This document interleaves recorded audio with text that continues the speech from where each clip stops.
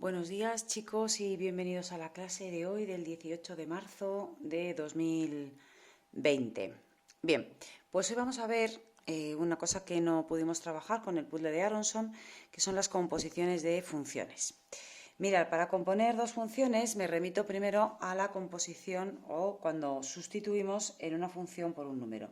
Si yo os doy, por ejemplo, una función así de sencilla, y os digo que calculéis el valor que toma esta función cuando x es igual a 2, por ejemplo, la manera de proceder sería f de 2, sustituyo la x por 2 y en la fórmula donde hay una x la sustituyo por el 2 y me quedaría este valor. Bien, ¿qué pasaría si en lugar de componer con un número, sustituir en una función por un número, que es lo que hacemos simplemente también cuando queréis representar una función y hacéis una tabla de valores, por ejemplo, sustituyo la x por 2, me quedaría 2, perdón, por 0 me quedaría 2.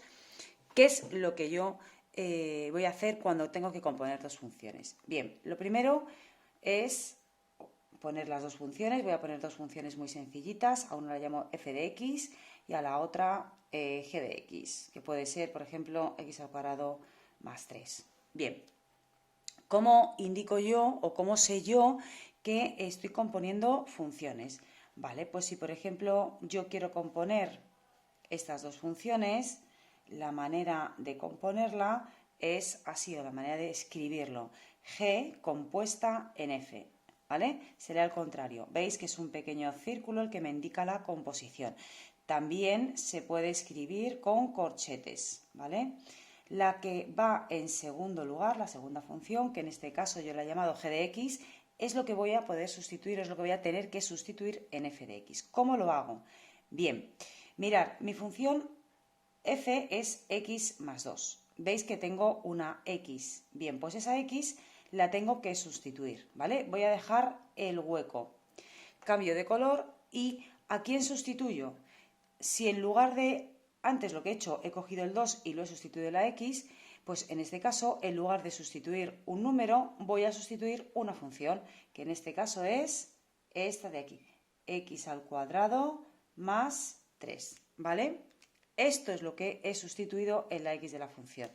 Hago las operaciones que me quedarían y sería x al cuadrado más 3 más 2, que quedaría x al cuadrado más 5. Eso es de lo que resulta de componer g en f, ¿de acuerdo? ¿Puedo componer en sentido contrario? Es decir, f en g, por supuesto. Repito, puedo usar cualquiera de estas dos nomenclaturas y se lee f compuesta en g, ¿de acuerdo? Entonces voy a coger la función x más 2 y la voy a sustituir en la x de g de x. Mirad, la x de la segunda función está elevada al cuadrado. Yo voy a dejar un hueco para que veáis que en lugar de entrar un número, como cuando hacemos una tabla de valores, entra una función, más 3. ¿Quién entra en este hueco? La función que tengo que sustituir, que en este caso es f, la que aparece en segundo lugar. Y entonces lo pongo así.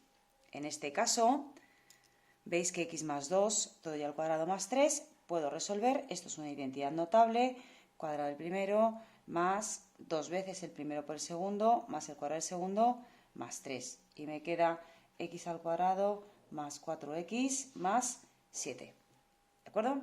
Y así es como quedaría la composición de la función f en g. Bien, hasta aquí la primera parte de hoy y ahora os mandaré otro vídeo con la función inversa. Un beso para todos y espero que estéis bien.